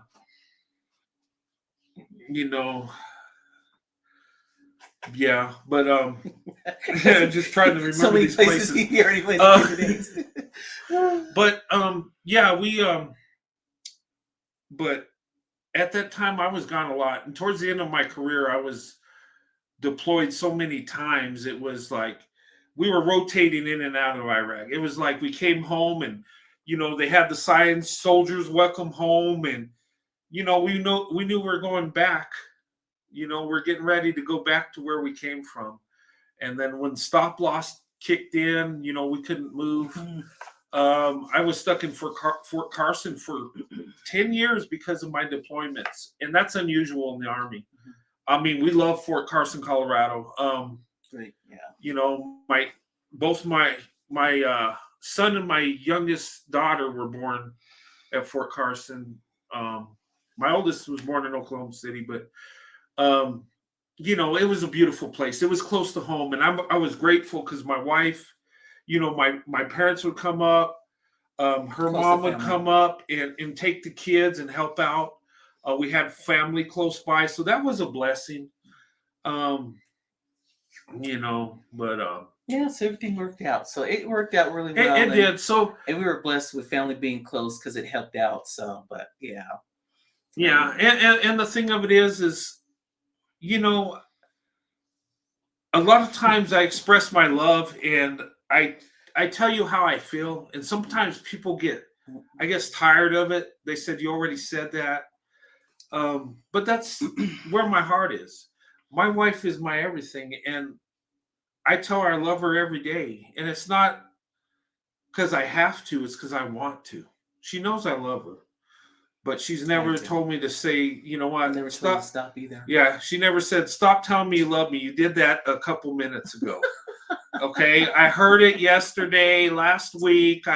Okay, you love me, I get it. Okay, can we talk about something? She don't tell me that. So I'm just like, I love you too, hon. Yeah. As a cooking, I love you too, hon. But seriously, I love my wife more than anything in the world. She is the most important person in my family. Okay, she is my treasure. And I thank God for her every day. And if you knew the things we went through, my career, the uncertainty, the heartbreak, you know, and my wife handled it, and she never complained to me about it. She, you know, and every time she would, you know, I would leave, my wife, I always remember the look my wife had. And every time a child was born in our family, I deployed somewhere. And even people in my unit would be like, they would joke about it. And when I tell my wife's president, oh my God, where are we going next? They would joke about it because it would happen that way. When my daughter was born, my oldest, we went to Bosnia and Kosovo. When I got back and my son was born, then we got deployed to Iraq. And then my youngest daughter, well, back to Iraq again. Yeah, it was hard on them. It was really tough. Yeah, and let me tell you guys, when you have to leave your family, it's the hardest thing ever. And I don't care how tough you are, it's tough, and it don't get easier. I remember people telling me when I first left my family to a deployment, they said, well, it gets easier. No, it doesn't. They lie to you. It gets harder because you want to be with your family. You want to be with your wife and kids. And but you got to do what you got to do. Yeah. You know, you're serving your country, and you know, that's your job. And it takes a special woman to support you during that. Yeah. You know, and you know, because I want to make sure he gets home okay. Yeah. So when he left, because you got to understand, when you're out there in combat, you can't not have these men be in something totally different. You have to make sure that when they leave, everything is going to be okay, and you're going to go ahead and handle it. Yeah. So you want these men to be in a good headspace, because combat, you know, I from the stories he tells me and everything else, I wanted him to be in a headspace where we're good. You go ahead and take care of business. Just make sure that you come home. That was the goal, is to make sure that you came home. When you come home, everything is good, and you know, and we understand this. So yeah. Yeah, and I tell you, it was tough. It was. My soldiers would be like, man, it's like it don't bother you, but oh my God, it did. I wouldn't tell people it did, because I don't want anybody to sense any weakness or anything like that. And you gotta times hide your emotions when it comes to it. But and just to put a quick thing in there, I hardly ever listened to the news. Yeah. So when he was gone, I never I didn't have my kids around it. I didn't listen because if you just heard anything that was going on overseas, which they were there, it was just it was a mess. So I didn't do that. I just left it, concentrate on the kids. We kept the kids busy. Yeah. Our unit kept the family busy with little trips, little outings, little stuff for the family to go ahead and do so they can go ahead and just keep their mind focused. And so that was a blessing too, because it helped kept the kids around other kids that were going through the same thing. And so it just helped out the family to get it. So when our the guys came back, some came back, some did not. But at least we had, at least they know. Yeah. I had a really good friend I lost over there. And and him and his wife would take his son to the same daycare we would take our 3 kids to. And it was tough because we kind of like had our career together. We were at Fort Sill together, Fort Carson. We got promoted together. We made sergeant and staff sergeant together, and we were tight. Okay. And it's okay. Gosh, I hate telling this story, but gosh, you talking about Williams? Yeah. So Williams was one of his friends over there, and so he was trying to go ahead and get Brent home. He got me home. He got him home, but I think it wasn't that he was trying. He was supposed to go first on that time, right? Or he was supposed No, to he wasn't leaving. I was getting out because I wanted to get out of the Army at the time, and my time was up, right? So he was handling the paperwork, and he made it happen. And he told me the crazy thing is he said, "Look, Sarge, you don't get out. You're meant to be here." He said, "God wants you to," and I said, "No, I'm going to go home, right?" It's okay, babe. Come on. And no, but the thing of it is he got me home, but he got hit in a convoy, and shrapnel went through his head and killed him instantly, right? And then I went home, and I went home in such shame and I felt so horrible. Oh my God, I got home. You know what I told my wife? I said, I have to go back. And I returned. I came back in. Yeah. And and I had a great career. He told me I should not go in. My first sergeant cussed me out because he says you're meant to be here. I said, no, God has another plan. No, he doesn't. And I said, well, I'll get a job. He's like, what are you going to do? I'll get a job. Yeah, you'll be successful, but it's not meant for you. You're meant to be here.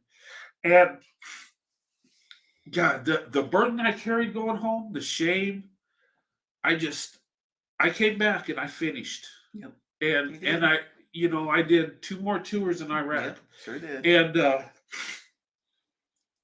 but sometimes God has something you have to do, and sometimes we avoid it and we don't do it. Yeah. But God will make you do it. But anyway, that was hard. Yeah. And it was hard on my wife because she knew him. She knew his family. A lady my wife worked with, her husband, didn't make it back. Yeah. They shot down at Chinook in Iraq, and a lot of people in my unit didn't make it. Mm-hmm. In that we had a number of casualties to where President Bush came to Fort Carson and talked to the soldiers. Yeah. And it was that bad. I mean, it wasn't horrendous, but we were getting hit with IEDs. We had a helicopter that got shot down. Just unfortunate, horrible things, right? And the president actually came to Fort Carson and talked to us, to the family, because people were, upset. Losing family. And it was how we're going to help the families that have lost theirs, and so when I was in a we call it FRG, which is family that deals with family, that if anything happened to the soldiers, that we would be the first responders, and we would get word if anything happened to the soldiers, that we would go to meet up there at their homes, be there for them, help them out with any family or food and everything. So we pretty much took care of that, because at that time, if as you some of the stories it's called the green car. So when the green car approaches, that's when people would see the green car at people's houses. Yeah, they do. And once you saw that green car, they didn't. It wasn't. They didn't do that with us, though. Yeah.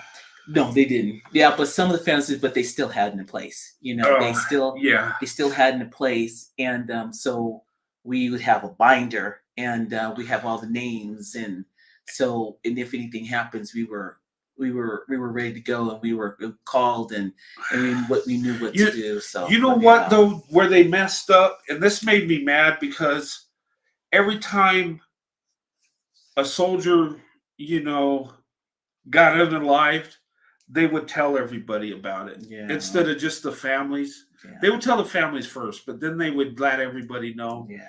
And within our regiment, there was thousands of soldiers, right? So up there, another one got, but the percentage was very low. Look, most of us came home.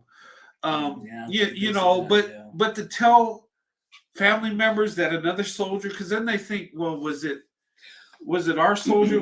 Women are thinking, is it their husband? Yeah. Is it and I think it was Sergeant Williams when they got he lost his life. She didn't know who it was. She knew it was in my unit. She knew it was a Humvee. We got those new Humvees before we went, and they had the GPS, and they were looking. Yeah. I remember we had a unit day, and I was showing you my truck. I was so proud of it. I had like all my tools in there and all my stuff. And I was proud of this thing, and we're getting ready to go to Iraq and stuff. So she heard that, and she thought it was me. Yeah. And because once they hit the ground running, they were like nonstop driving. So once they got there, they got in the cars, unload, not the cars, but the Humvees. We were there a few days, but we left really quick. And when it kicked off, we were moving so fast. Yeah. And the thing of it is, when we were driving through there, we would drive in blackout drive, lights out. We'd be flying. There wasn't no speed limit. And the thing of it was, back then, if you got hit by an IED, the theory was if you're moving fast, the impact won't be as bad. And that was before we had the Up Armor Humvees and stuff. We used to put sandbags in our Humvees, so if we got hit, it would absorb some of the blast. We would weld doors on Humvees metal and stuff to try to, we did some, I don't know, some redneck stuff to it. We just, that's what we did. And you just had to do the second time I came over, it was better each time. We got the Up Armored Humvees and the armored vehicles, which made it safer, but IEDs was the biggest threat. That was taking out the most. But I don't know how we got. Yeah, I didn't mean to talk about Iraq, but so if you have any questions for us, let us know. We'll be glad to go ahead and answer. Yeah, but I better. That's what we got started out with first, so I better wrap it up. But look, this is the power couple. I chose the right wife, and I got through all this stuff because of her. She kept me alive. Okay. Yeah, my M16 was, my best friend. Seriously. But because I know I had my wife at home, that kept me motivated, that kept me in the right frame of mind. Okay. There was a number of soldiers that, would have wives that will leave them problems back home where they couldn't function on the mission. Yeah. And it's dangerous. It puts us all in danger because it does. anytime a soldier is not in the right frame of mind and his wife's out there or leaves him, he's not focused anymore. He's no good to us. And you're putting a lot of and it puts us all in danger. Yeah. Yeah, we would have to go if we get wind of it. We would have to go and talk to the women, get them going, talk to them, see what's going, see if anything that we can help, because we want to make sure our soldiers get home. Yeah. We didn't want them out there not, like you said, in right frame of mind. We just want to make sure they get home. And so when you're doing that, you're putting all these soldiers in jeopardy, and some of them are but because I got a good wife that loves me and always there for me, I never had that problem, thank God. Was I scared over there? Oh yeah, of course. And I prayed that I would get home safely. Yeah, and that's and not so much for me. That was my goal. I didn't want to leave my wife a widow, and I wanted my children to have a father at home. Yep. That was my prayer. It wasn't so much me. It was, my family. Mm-hmm. And I tell you, but there were times I didn't think I was going to come home. And this is what I did. And a lot of soldiers did this. I had 4 sets of dog tags, one for my wife and one set for my 3 kids. And I wrote a letter, a personal letter to my wife, my daughters, and my son. And I told them, I said, if anything happens, give them these dog tags, give them the letter. And they promised me. They said, yeah, we'll do that for you. Thank God it never came to that. Yeah. And when we got home, I took those dog tags. I kept them, but I took the letters and I burned them. Thank God my wife and kids never read those letters. But because we wanted you home. Yeah, but So, anyway, let me stop. I'm gonna get all emotional with this stuff. So he made it home. Yeah. By the grace of God, and by and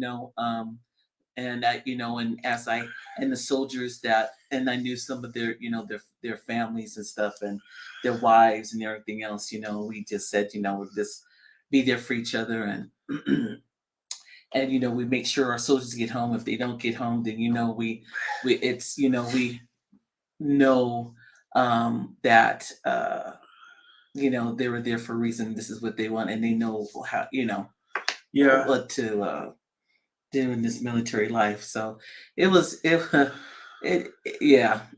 very, very emotional. Very emotional. Let me say this before we close tonight. You know what? When I met my wife, I knew I was in love with her when I saw her. I just felt that way. And there were people that told me, do not marry her. It's not going to work. And there were people in my family says, you know what? She's a nice lady, but we don't want to see you get hurt. And I chose my wife over everything. And you know what? The only way I would get hurt is if I didn't marry her. And our marriage is still going strong. 29 years. When we hit our 30 years, we plan on going to the Bahamas. And we knew our vows. We're getting our scuba certification so we can scuba dive. We're both great swimmers. After that parasailing, that wasn't. Don't let her kid you. She'll do anything. She's a daredevil. Skydiving's the next one. Yeah. Yeah, she'll do it too. But that's our plan. We want to do our 30-year in the Bahamas. So we're gonna make time for that. And I got a ring picked out. I'm saving for it. She did pick it up. She likes chocolate diamonds. It's a neat ring, and but I need to get her a 30-year wedding anniversary ring and ask her to marry me again. So yeah. So we'll see how this works. Yeah, are you going to say yes again? Or I gotta think about it. Gotta think about it. Well, see what happens. pray for me that she says yes. Okay. Maybe we'll do a survey. Survey, do a poll. The trolls will come in and say, no, don't do it. I can imagine how that poll would be. Yeah. So anyway, But anyway, guys, look, I opened up my options. I chose the Black woman, and I've been blessed ever since. Okay, and I've been blessed too, because this man has been by my side. He has my back all the way back, no matter what, and that's what I love about him, because my man is there for me, and anything that goes down, he has it, and I love that about him. And he gave me 3 beautiful children, and I am just truly blessed. So, I love this man. This man is my everything. So we're going to be together through thick and thin. Yeah. Y'all haters could go ahead and say what you said, and so you go ahead and say what you have to say, and say it doesn't pay me no mind at all. So this is my family. This is where we stand. We're always going to be here. So it's, whatever that you say does not even affect me. So. Yeah, and look, as the years go by, we're still going to be here for each other. Yeah. As long as we walk the earth. Yeah. Sorry to bust your bubble. What? Yeah. But, and look, when we get in our 80s and 90s, we'll get matching walkers. Hey, she'll have her bling on hers, and I'll have, Yes. There you go. Exactly. That's right. Yep.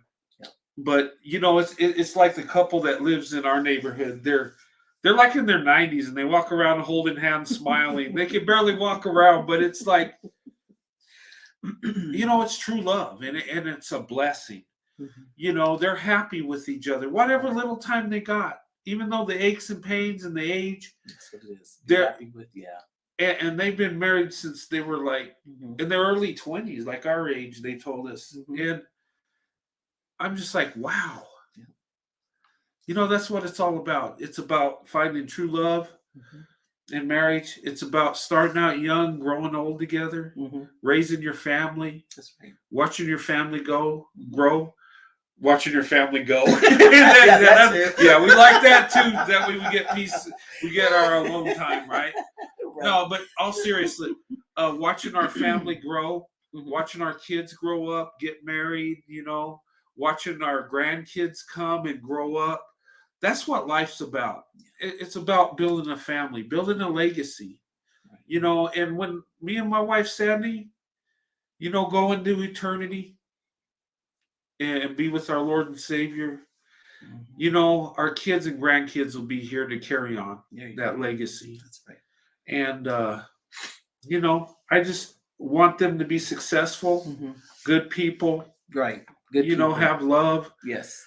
And,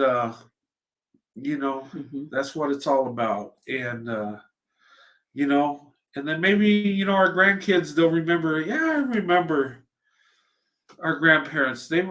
Remember we went to Hawaii when we were real little? They'll be telling their kids about it. That's what it's about. I mean, I have memories of my great grandmother that lived to be 106. And I remember when I was a little kid, when I was like, she would tell me about Ireland and stuff, how beautiful it was, where our family came from, my dad's side. And my grandfather, would be like, yeah, it sucked. That's why we left. It was like she embraced it. And my grandfather, her son, was like, he's like, we're American. We ain't that no more. Right, yeah. That was the mentality, but anyway, I mean. Yeah. But thank you. It's always good to see you guys. Thank you for the beautiful comments. I try to say hi to everybody. So if everyone see, I was trying to say hi to everybody. But thank you for always welcoming. I always say this. I get so much love from you guys, and thank you so much for showing me love and being so respectful to me.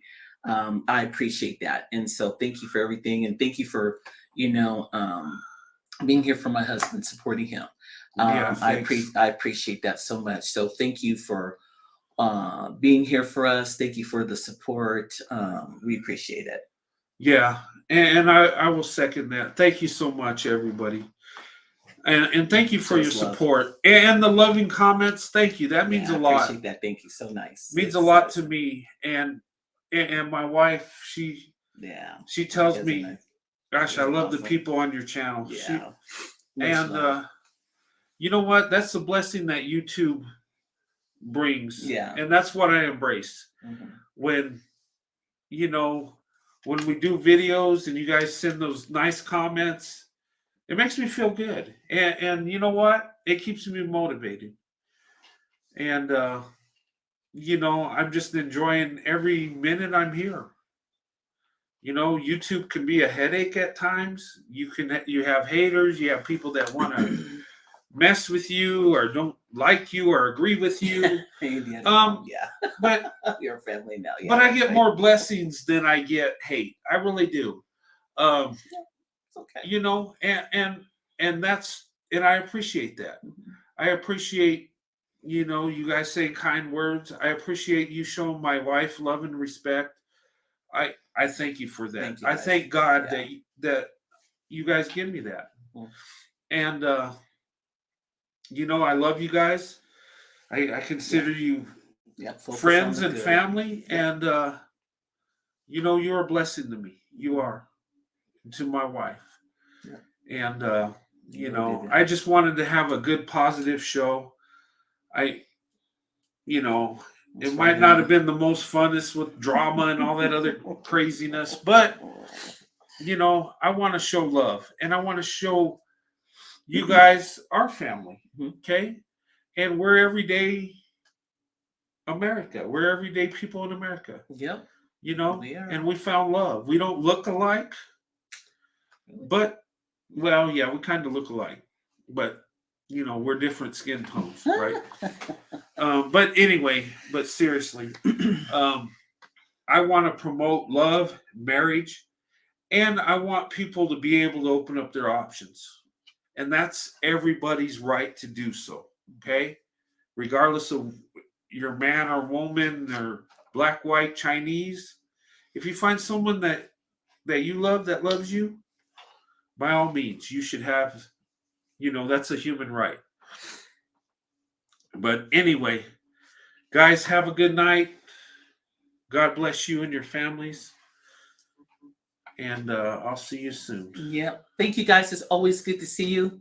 Much love for you. Thank you so much for everything. So we need to. Ladies' night with Sandy, where we talk about music video. Yeah, we'll do that. Okay, we'll set that up. We'll have a ladies' night. Indiana mom, shame on you. Yeah. What? Yeah. Maybe, hey, you know what? We'll have a ladies' night. Maybe we'll give away a prize or something. Yeah, there you go. I haven't done a ladies' night in a while. And yeah, she said just girls. So I'm like, okay. Oh, just girls. So you want me to sit this one out? I could do that. If you guys want to have a ladies' night with my wife, I can. Hey. Yeah, we'll see. If she wants to do it on her own, I can try. We'll see what happens. Let's see what happens. I'll have to be in the background in case the trolls come in. But yeah. Good night, everyone. Yeah. Thank you for everything. But yeah, Indiana, we'll keep you posted. Brett will keep you posted. I'll keep you posted. Yeah. Yeah. If my wife feels comfortable doing a ladies' night, we'll try it. hey, we could probably do that, just her and you guys. But I'll have to have my phone on if she needs help for me to fix something. But I'll stay out of the business. I'll stay out of the ladies' business. Oh, the person said Google Meet. There you go. Okay, we can do that. Google Meet, yeah. Just set it up. And look, yeah, and if you guys, I'm sure you guys want to talk to my wife sometime on a Google Meet. Yeah, we could do that. Yeah. Thank you, Unknown. Appreciate that comment. Thank you. Yeah. So yeah, well, thank you guys. Yeah, I appreciate you guys. You guys have always been great. Thank you. I can be the producer. Okay, I'll be the producer. And yeah, maybe, you know what? If my wife Sandy's into that, we can arrange that. If you want to have a ladies' night or girls' night, and I'll step out and you guys can have that. I think that would be a good idea. Sure. You we'll need to discuss. get us knucklehead guys out of there every once in a while, right? Yeah, that's kind of true. Not much though, because but yeah, but that is an idea. Thanks. If you guys got any ideas, email me, okay? Yeah. Okay. But if we do that, I just ask that the mods be, help out my wife in case the trolls decide to come in and do crazy stuff. Yeah. But I'll be like in another room watching TV with my phone close at hand or something, or doing yard work. My wife says I got a lot of work to do. Got a lot of work to do. Yes. Anyway. Thank you guys. But thank you so much, everyone. Thank you for joining us on this live. I hope you enjoyed the videos, and a big shout out to the couples in the videos. Tara and Hunter, what's that other lady's name? Yeah. And focus on the Hunters. Yeah, the Hunters. And the interracial couples that were interviewed on Vibe NBC. Shout out to them for putting that video together. I appreciate videos like that. We can learn from that. There's people that came before me and Sandy that, they were the early power couple, right. The Lovings, they fought that good fight for us. Yeah. And thankful for that. Exactly. But anyway, let me go ahead and close it. Guys, have a good night. God bless you and your families, and I'll see you soon. Bye. Guys, have a good night. Be blessed, Have a good guys. night. Bye-bye. Bye.